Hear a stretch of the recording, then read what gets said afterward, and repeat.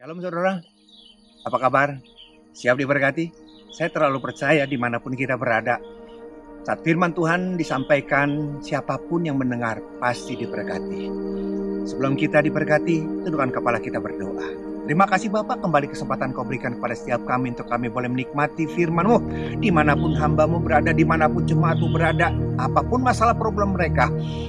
Saat firman disampaikan, kekuatan daripadamu Bapa memampukan mereka, pemulihan daripadamu Bapa, kelepasan daripadamu ada menyertai setiap mereka. Sampaikan isi hatimu, dalam nama Yesus kami siapkan hati kami. Semua yang siap diberkati sama-sama katakan amin. Buka bersama dengan saya 2 Samuel 6 ayat 6 sampai dengan 10. Ya, 2 Samuel 6 ayat 6 sampai dengan 10. Saudara, firman Tuhan berkata seperti ini.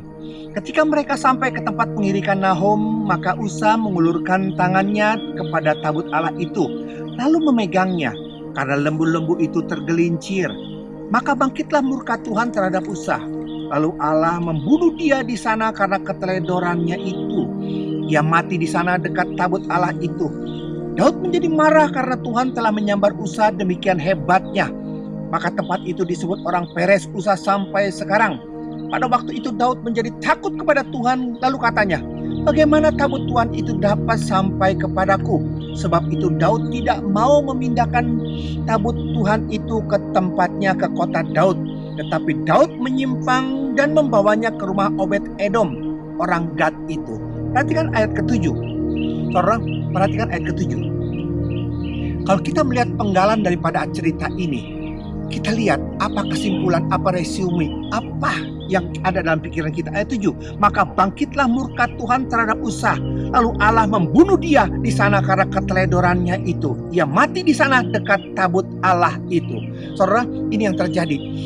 Kalau kita melihat penggalan daripada ayat ini, kita berkata, orang Cina berkata, Tuhan itu boleong sim banget dah. Kita berkata Tuhan itu boleong sim. Kenapa boleong sim? Saudara, coba kalau kita lihat penggalan cerita itu. Jadi kalau kita ambil kesimpulan, kita berkata tabut Allah mau dipindahkan oleh Daud. Dipindahkan oleh Daud dalam kereta. Begitu lagi jalan, mungkin jalanannya itu nggak bagus sekali saudara. Tabutnya mau jatuh. Si Usa dia mau nolong tabut supaya jangan jatuh. Dia pegang, mati dia. Dengan kata lain, dia punya niat baik. Dia tidak mau kurang ajar. Tapi karena dia lihat tabut itu pengen jatuh, dia pegang. Tuhan murka. Mati dia di sana. Kalau kita lihat dari penggalan ayat seperti ini, apa yang terjadi saudara? Apa yang ada dalam pikiran kita? Kita berkata, kejam sekali. Saudara, maaf. Jangan menilai buku dari covernya. Mungkin covernya jelek, mungkin covernya tidak cocok, tapi isinya belum tentu. Jangan menilai buku dari covernya. Apa sebenarnya kenapa semuanya ini terjadi? Bagaimana? Kita lihat kronologinya. Judul khotbah saya pada kesempatan inilah Tabut Allah. Apa saudara? Tabut Allah. Kita lihat sekarang firman Tuhan. Saudara, dari 1 Samuel 6 ayat 1. Lihat 1 Samuel 6 ayat 1. Kita lihat kronologinya kenapa sampai hal seperti itu. Setelah 7 bulan lamanya tabut Tuhan itu ada di daerah orang Filistin itu. Maka orang Filistin itu memanggil para imam dan para penenun untuk berkata kepada mereka, apakah yang harus kami lakukan dengan tabut Tuhan itu? Beritahukanlah kepada kami bagaimana kami harus mengantarkannya kembali ke tempatnya. Saudara, ini yang terjadi saudara. Tabut Allah dirampas oleh orang Filistin. Selama 7 bulan di sana, yang terjadi orang-orang Filistin ditekan demikian rupa oleh tabut Allah. Patung dagonnya mereka sampai patah tangannya, sampai dengkurut seperti itu. Dan orang-orangnya di sana, orang-orang Filistin pada borokan semuanya di situ. Karena inilah kerjaan Tuhan luar biasa. Tuhan tidak perlu dibela, dia bisa membela diri dia sendiri.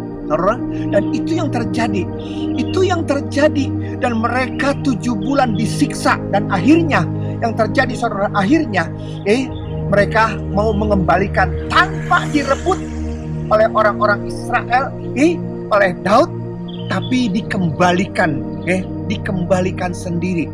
Itu yang terjadi. Saudara, kenapa hal itu bisa terjadi seperti itu? Kita teruskan firman Tuhan. 1 Samuel 5 ayat 6. 1 Samuel 5 ayat 6.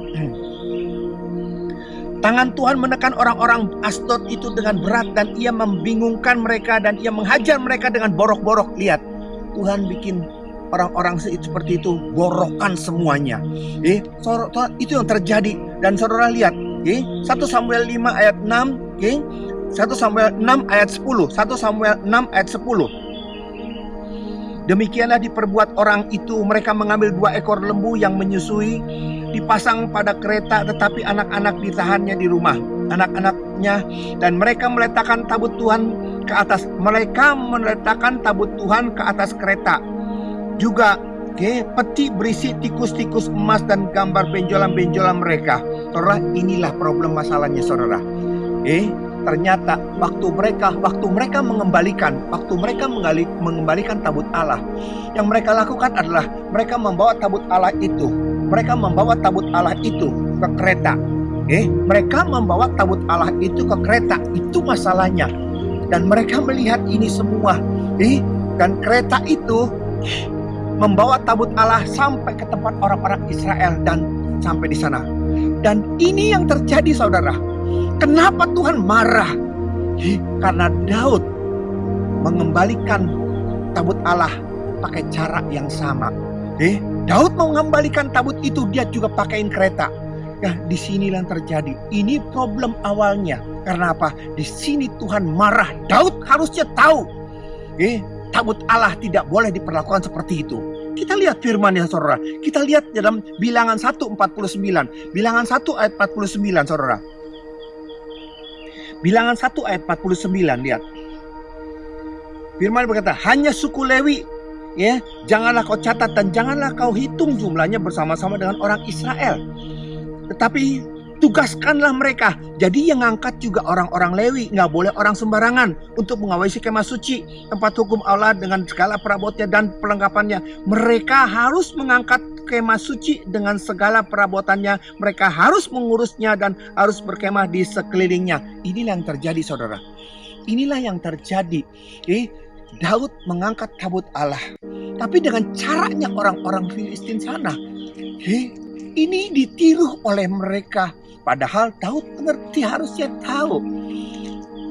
Itu tabut harus digotong, bukan dibawa dalam kereta. Kedua, yang ngegotongnya pun harus orang Lewi. Itu peraturannya, saudara. Jadi bukan masalah dia marah atau tidak marah, tetapi masalahnya Daud melanggar perintah Tuhan. Saudara, timbul dalam pikiran saya seperti ini. Tabut Allah dibawa ke kereta sampai ke tempat.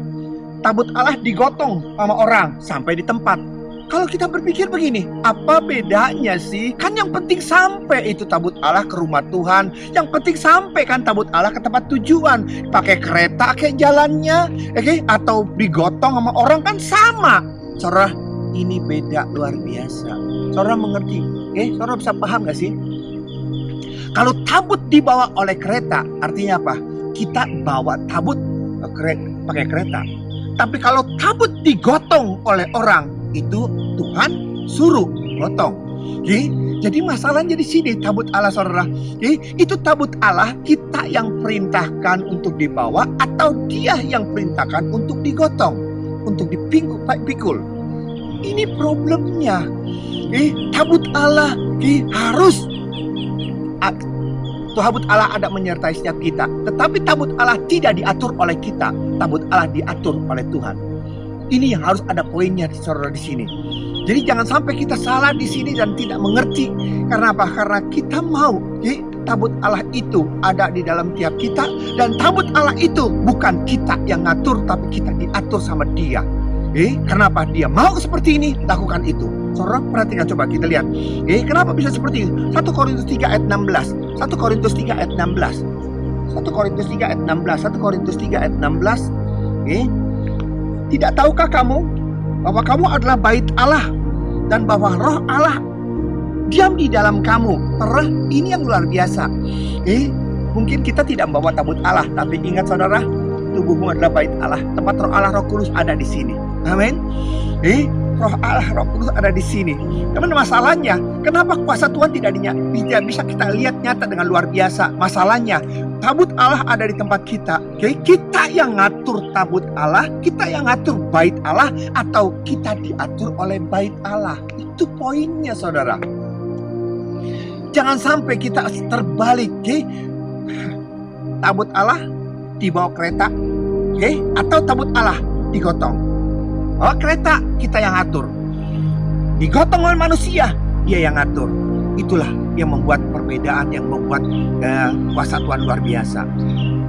Maaf ya, tabut Allah, bait Allah itu tidak sama, saudara, dengan dukun. Tabut Allah tidak sama dengan dukun, ada jasanya. Tidak sama dengan paranormal, saudara. Dalam arti kata, kalau dukun, paranormal, orang-orang yang biasa kerjanya santet segala macam itu, kita datang ke sana, kita perlu jasanya dia. Pak Dukun, tolong santetin orang ini, tolong pelet orang ini, tolong guna-gunain orang ini, atau apapun. Dukunnya bisa berkata begini, lah kenapa kamu mau kawin lagi? Kenapa mesti pelet orang ini? Kemarin kan udah 5 istrimu. Gak apa-apa, 6 sekalian jadi setengah lusin. Apakah dukun itu, apakah paranormal itu, apakah mereka yang punya jasa seperti itu menolak? Oh, mereka tidak menolak. Yang penting cocok upahnya, cocok bayarannya, dia dapat bayaran, selesai. Itulah dia.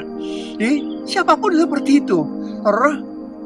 Tabut Allah tidak sama dengan dokter, tidak sama dengan hakim, tidak sama dengan pengacara. Kita punya problem, kita datang kepada pengacara. Kita punya sakit penyakit, kita datang kepada dokter. Kita datang punya masalah, kita ke hakim. Kalau masalah kita sudah selesai, kalau sakit kita sudah sembuh, kita nggak bakalan datang lagi ke sana. Itu dia. Jadi tabut Allah, perlakukan tabut Allah jangan seperti orang-orang dunia memperlakukannya. Kita datang ke tabut Allah, kita perlakukan dia sebagai, bukan sebagai hakim, pengacara atau dukun, yang dimana kita datang waktu kita perlu. Sesudah keperluan kita selesai, kita pulang. Kita datang ke sana, kita bayar, selesai itu semua. Kita tidak datang lagi. Tapi untuk dia, karena memang itu bukan tabut Allah. Memang itu, Roh Allah ada, bait Allah ada di dalam diri setiap kita. Engkau datang bertemu dengan dia waktu kau perlu saja, waktu kau punya hutang, waktu kau punya masalah, waktu kau punya pergumulan kah? Waktu kau tidak punya masalah, kau tidak pernah datang berkunjung dan say. Kau tidak pernah nyapa dia. Itu yang terjadi. Oleh karena itu, saudara, siapapun kita di sini, perlakukan dia. Kalau engkau tidak mau memperlakukan dia dengan baik, tetapi kau ingin jasanya dia, maaf saudara, dia bukan seperti itu cara kerjanya. Kita lihat contohnya, saudara. 1 Samuel 2 ayat 12. 1 Samuel 2 ayat 12. Berkata, saudara, adapun anak-anak lelaki Eli adalah orang-orang dursila. Mereka tidak mengindahkan Tuhan ataupun batas hak para imam terhadap bangsa itu. Setiap kali seorang mempersembahkan korban bak sembelihan, sementara daging itu dimasak, datanglah bujang imam bawa garpu bergigi 3 di tangannya dan dicucukkannya ke dalam bejana atau ke dalam kuali atau ke dalam belanga atau ke dalam periuk. Segala yang ditarik dengan garpu itu yang ditarik dengan garpu itu ke atas diambil imam itu dan untuk dirinya sendiri. Demikianlah mereka memperlakukan semua orang Israel yang datang ke sana ke Silo. Saudara, bahkan sebelum lemak dibakar, bujang imam itu datang lalu berkata kepada orang-orang yang persembahkan korban itu, berikanlah daging kepada imam untuk dipanggang, sebab ia tidak mau menerima daripadamu daging yang dimasak, hanya yang mentah saja. Saudara, ini yang terjadi. Dia tidak memandang kekudusan Allah. Dia tidak memandang berkat Allah ini. Dia tidak memandang Allah. Tetapi dia mau berkat Allah menyertai, memberkati. anak Imam Eli. Kalau saya berkata anak Jodar di sana, itu barang korban-korban bakaran untuk Tuhan, tapi dia tidak menghargai itu untuk dia, mendahulukan kepentingan mereka sendiri. Dan saat itu, kalau keadaan seperti ini ada menyertai saudara, dia tidak perlu Tuhan, dia tidak perlu bait Allah, dia tidak perlu tabut Allah, dia tidak menghargai itu. Tetapi maaf saudara, kalau kau tidak mau menghargai, jangan kau berharap untuk mendapatkan jasanya untuk mujizat Tuhan dinyatakan. Kita lihat saudara, tadi di dalam 1 Samuel 4 ayat 2 sampai dengan 3. Orang Filistin mengatur barisannya berhadapan dengan orang Israel. Ketika pertempuran hebat terpukullah kalah orang Israel dengan orang Filistin, yang menewaskan kira-kira 4.000 orang di medan pertempuran itu. Ketika tentara itu kembali ke perkemahan, berkatalah para tua-tua Israel, mengapa Tuhan membuat kita terpukul kalah oleh orang Filistin pada hari ini? Marilah kita mengambil dari Shilo tabut perjanjian Tuhan. Lihat, dalam keadaan kalah, dalam keadaan terdesak seperti ini, mereka baru ingat ada tabut Allah. Mereka bawa tabut Allah supaya ia datang ke tengah-tengah kita dan melepaskan kita dari tangan musuh kita. Saudara, ini yang terjadi. Dalam keadaan biasa, Imam Eli, Hofni dan Pinehas tidak menghargai kekudusan Allah, tidak menghargai. Tapi waktu kepepet, mereka perlu itu. Maaf saudara, tabut boleh ada dibawa ke sana, musuh boleh ketakutan, tapi mujizatnya tidak ada. Mereka tetap kalah. Dan pada peristiwa seperti itu, pada keadaan peristiwa seperti itu, yang terjadi adalah tabut Allah dirampas. Ini yang terjadi saudara.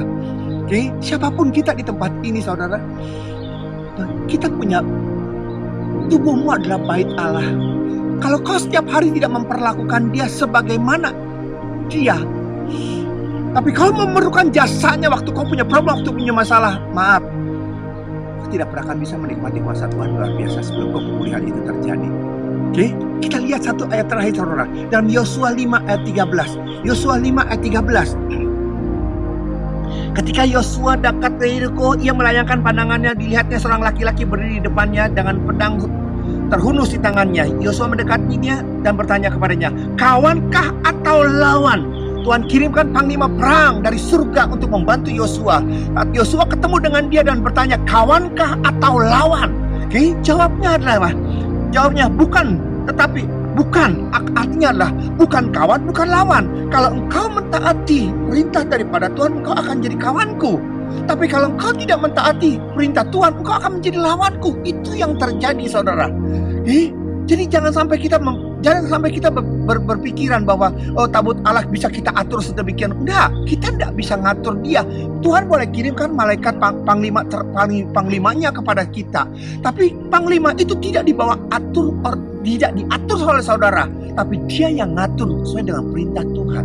Saudara, saat-saat seperti ini, apa yang terjadi? Banyak hamba-hamba Tuhan, banyak jemaat Tuhan, sampai saya berkata gini, Tuhan, kenapa sih Tuhan? Kenapa kau biarkan COVID-19, COVID Delta dan COVID yang lain ini tuh merajalela, bahkan membunuh. Bukan saja orang yang tidak berdosa, bahkan orang yang tidak berdosa, orang yang berdosa tidak berdosa, orang biasa, jemaat biasa, bahkan pendeta pun dilibas semuanya. Sampai saya berkata, Tuhan kenapa sih Tuhan kau biarkan seperti itu? Kalau kita lihat sepintas seperti ini, kita timbul pertanyaan dan salah paham kita akan pengertian Tuhan. Untuk apa Tuhan pergi? Untuk apa Tuhan naik ke surga? Roh Kudus turun, dan Roh Kudus ada menyertai kita. Bait Allah, tubuhmu adalah bait Allah, tetapi kenyataannya tidak nolong tuh. Saudara, hari ini sebelum segala sesuatu terjadi saudara, perbaiki hubunganmu dengan dia. Buat mesbah. Kalau selama ini mungkin selama kita berjalan running well, selama semua berjalan dengan lancar, semuanya running well, tanpa kita sadar, kita sering memanggil nama Tuhan, tapi kita tidak. Kita sering memanggil nama Tuhan, tetapi kita tidak pernah berkomunikasi dengan Tuhan. Kita tahu Tuhan, kita berbicara mengenai Tuhan, tetapi kita tidak pernah berbicara dengan Tuhan. Saudara, kita tidak pernah berbicara dengan Tuhan karena kita tidak punya keintiman dengan Dia. Segala sesuatu yang kita lakukan sajalah formalitas agamawi. Saudara, hari ini sebagai hamba Tuhan dimanapun saudara berada, Kalau roh Allah, Roh Kudus ada menyertai dalam bait Allah, Tuhan ada di tempat saudara-saudara. Tubuhmu adalah bait Allah. Roh Allah ada di sana loh. Dia tahu apa yang terjadi. Dia tahu segala sesuatu dan tidak akan melebihi kemampuan kita. Bagaimana caranya? Perbaiki mesbahmu. Perbaiki mesbahmu. Perbaiki hubunganmu dengan Dia. Jalin hubungan dengan Dia. Stop kita berkata, Tuhan kapan, Tuhan kapan, Tuhan kenapa Tuhan? Stop untuk berbicara seperti itu. Karena masalah, problem, pergumulan bukan datang daripada Tuhan. Karena kita membuka peluang sehingga iblis masuk di sana.